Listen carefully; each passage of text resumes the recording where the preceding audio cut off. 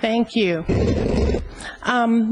Dr. Schoenberger's talk was a beautiful segue, because those are known in the business as unobligated dollars, aren't they? Those were unobligated dollars from that influenza funding. And this is so cool, too, because epidemiology is putting puzzle pieces together. And meeting with Karen a few months ago and hearing your talks today is just wonderful at putting those puzzle pieces together. I didn't know we were an unobligated project. So the story continues. I grew up on a farm in Northwest Ohio, and I know I've only got 15 minutes, and it's been, 50-some years, so I'll try to talk fast. Besides, it's after lunch. Grew up on a farm in Northwest Ohio, so I have always had an affinity for the Freudenbergers. I grew up in Putnam County, just a little bit south of you, and then I find that Dr. Hilty has connections in Northwest Ohio. So, that Northwest Ohio ethic, I think, and kept us going. And I grew up wanting to be a doctor, which was very unusual for little girls from the farm in the 1970s. I wanted to be a doctor. I didn't want to be a nurse. No offense if you're a nurse. I wanted to be a doctor. And everybody knew I was going to be a doctor and come right back home to my little farm community and be a doctor. And I took all the right classes, and I did all the right things, and I volunteered in all the right places. But I didn't do very well in chemistry, and my MCATs weren't spectacular. And so the first interview that I got, and he asked, what college did your father graduate from? What medical school did your father graduate from? Daddy didn't go to medical school. And it kind of went downhill from there, the interview did, actually. It was the 70s. It was different then. So I didn't get into medical school. But the placement office at Bowling Green State University called and said, there's this new job at the Ohio Department of Health, a communicable disease investigator position, we thought you might be interested in. So in August of 1978, I applied for the position at the Ohio Department of Health under the funds that you've just heard about being made available. And I began there in September of 1978 on this study of Reye syndrome. Now, mind you, I was 22. Fresh out of college, just a kid, 22, and most people, I tell them I was 12 when I started there, but I was 22. But that's very young. And Karen, you were probably 23, 24, something like that. I mean, not much older. 30, well, okay. Not much older, but still. That's a pretty exciting thing. Do the math. It's a pretty exciting thing to be working on something so important when you're young for your first job. And so we did that study. And I remember the questionnaire rewrites, the questionnaire rewrites that beefed up that section on the medications. It was about a 24-page questionnaire, I believe, at the time. It asked a ton of questions. It was amazing. And so the pieces of the puzzle that I played was to, when a case was identified, we had at the time 8 pediatric medical centers in Ohio, and so we had a nurse funded in each of those 8 centers. And so I trained the nurses to call us as soon as a case was reported, and then I would contact the school and get permission to identify control children, 4 from each class, 2 with the prodromal illness and 2 without the prodromal illness. And then I would schedule the interviews so that the nurses at those 8 centers could go and meet with those families. So the nurses did the interviews of both the cases and the controls. Gave lots of talks around Ohio, on the road a lot, giving talks about Reye syndrome and telling people what it was.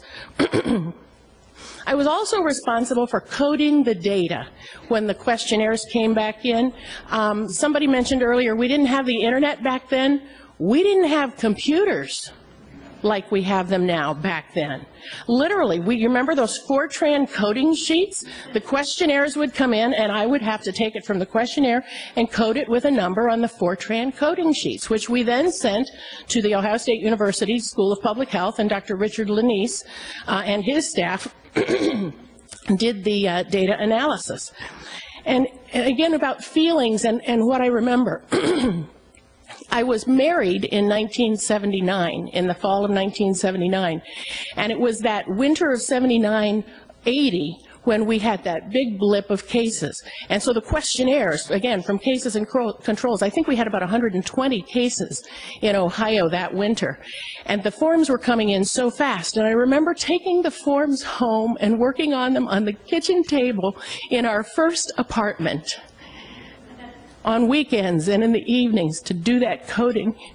And it sounds hokey, But I remember praying, God, let there be something here. Let there be something in this data. Let there be something here that puts an end to this. Because I had begun to meet parents, and I had begun to hear stories. And the page in the book that talks about your service awards, how many of those say they lost their daughter? They lost their son. And those stories were very personal to me, even at 22, 23, 24 years old. It was amazing. And so praying that there would be something in the data that would work. We reviewed the data. I helped to write the articles. And then along came a letter from, I guess it was HHS. And it was addressed to Dr. Halpin, Frank Holtzauer, Bob Campbell, Lois Hall, C. Everett Koop, Schweiker. It was a huge letter. We were being deposed. The aspirin companies had sued us for our data. They wanted the raw data. They wanted the questionnaires. And confidentiality of data in a public health study is very important. And we fought like tooth and nail to keep them from getting the data. What we actually came to as a compromise, because we didn't want them intimidating the patients. We didn't want them calling the patients saying, you don't really remember giving aspirin, do you? You don't really remember what you gave, do you? You don't really remember this. How could you possibly remember? This has been weeks and it's been a traumatic time. The compromise we came to was that we actually took the questionnaires and we hired temps to come in and literally with like little razor blade instruments to cut out the names and addresses of the cases and controls. I don't think we even had whiteout back then. We cut them out of the thing and then we Xeroxed them so that the aspirin companies got all the copies of all the case and control questionnaires. And they did a deposition. Now, mind you, I was probably 24, fresh off the farm, and a deposition with the silk suit lawyers from Glenbrook Labs, Sterling Labs in Glenbrook, the Bayer people. My deposition was 7 hours long. Do you know what a deposition is like? You were in a 3-hour one. We didn't break for dinner. I think they let me go to the bathroom. A 7-hour deposition questioning how the nurses were trained, questioning how the questionnaires were developed, questioning if there was any kind of bias, questioning all sorts of things about the quality of the work that we had done. 7 hours. I remember I got home and I collapsed on the couch. I tell people still that it must have been a successful deposition because I didn't cry, swear, faint, or pee my pants while that deposition was going on. It was unbelievable, unbelievable. And Dr. Halpin and Bob Campbell were also deposed. In 1981, another mysterious illness came along and was published in that. Yes, sir. Turn the camera off. We had an ODH lawyer, an intern, who sat at my side, and when I would say, do I have to answer that question? She'd go, well, sure. Yes, I guess we did. Yeah. In 1981, another wonderful little MMWR article came out about another mysterious illness affecting young gay men in San Francisco and New York. And so as that grew, my responsibilities for the AIDS work were transferred to other folks, and the next third of my career, or piece of my career, was spent in AIDS prevention and control. But the Reye syndrome work, pride, absolutely. I think Larry and Jean Hurwitz actually had dinner at my house one night. And again, for a little girl from the country, to have 2 docs from the CDC having dinner at your house, that was a pretty exciting night too. That was pretty cool. So anyway, what did I learn? I mean, the Reye syndrome days were amazing, and that battle with the aspirin companies and the legal piece of it was tenacious. And I really appreciate your comments, Larry, about Dr. Mortimer, because he was a leader in that advocacy piece and speaking what was the truth. Again, Jim Marx's comments, speaking what was the truth. He was amazing. We thanked him and appreciated that so much.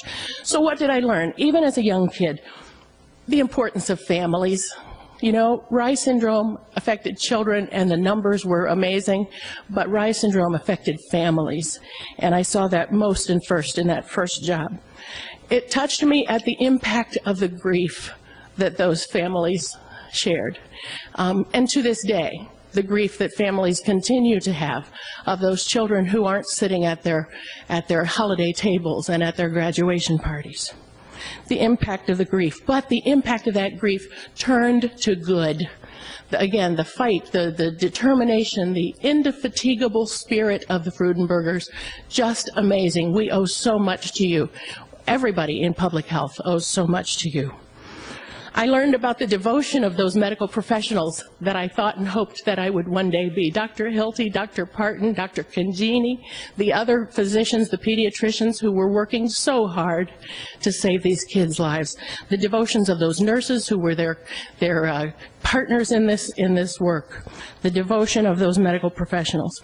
I learned the importance of advocacy, and again, Dr. Mortimer's role in that, and how we had to be advocates. When we knew the truth, when we had the truth, that was my first lesson in public health advocacy. It was my first lesson in public health confidentiality, and how hard we fought to save the confidentiality of those cases and controls. It was my first lesson in the impact of commercial forces. Again, the commercial forces of the aspirin companies. You hear now about things that the tobacco companies are doing in the field, in the world of public health. The pharmaceutical companies taught them well. It also was a wonderful lesson in the importance of public health. What a wonderful field. You know, I didn't get to be a doctor, but I have so enjoyed my career in public health. I retired last May from about 30 years with the Ohio Department of Health and have now come to be the executive director for the Public Health Association, our statewide affiliate of the American Public Health Association. I learned about grief, which has taken me to a new passion as a grief recovery specialist and one who works to train folks how to better deal with grief in their lives.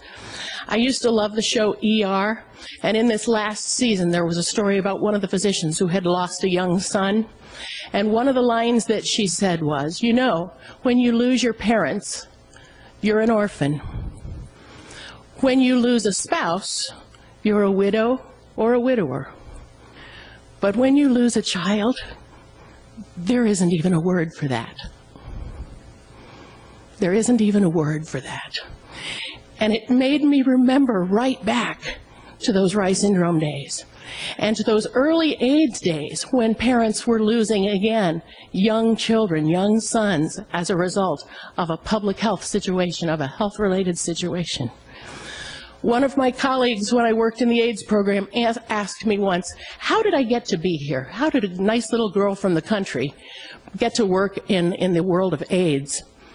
And as I went to tell him this story, growing up wanting to be a doctor, being called to work on the Reye syndrome study, I meant to say to him, I know now that I'm in the best place for me. And the slip of the tongue came out, I know now that I'm in the blessed place for me.